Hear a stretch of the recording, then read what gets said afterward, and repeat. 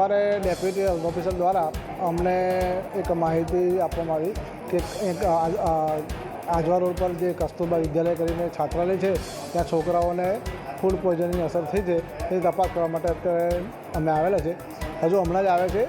શું ખાધું, શેના કારણે થયું, અમે થોડીક વિગતો પૂછી ફોર્મમાં અમારા જે ફૂડ સેફ્ટી પર અમે કાર્ય કરું છું. ખાસ કરીને પેલા લાયસન્સ નથી પહેલી તો એટલે આ કિચન પેલા બંધ કરાવી લઈશું.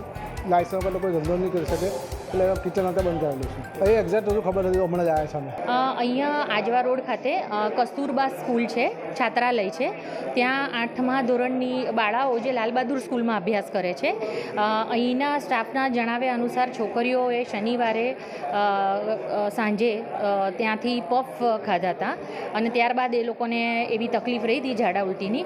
ત્યારબાદ હવે અમે છોકરીઓ સાથે રૂબરૂ વાત કરીએ છીએ. 8 થી 10 છોકરીઓ છે. ના, અહીંયા આ શાળામાં જાતે જમવાનું બનાવે છે, શાળાનો સ્ટાફ જાતે બનાવે છે. બસ હવે હું અહીંયા એ લોકો પાસે ફૂડનું લાયસન્સ છે કે નહીં એ બધી આગળની કાર્યવાહી કરીને सर्वेलेंस नमूना यहाँ थी लेवामां आवशे.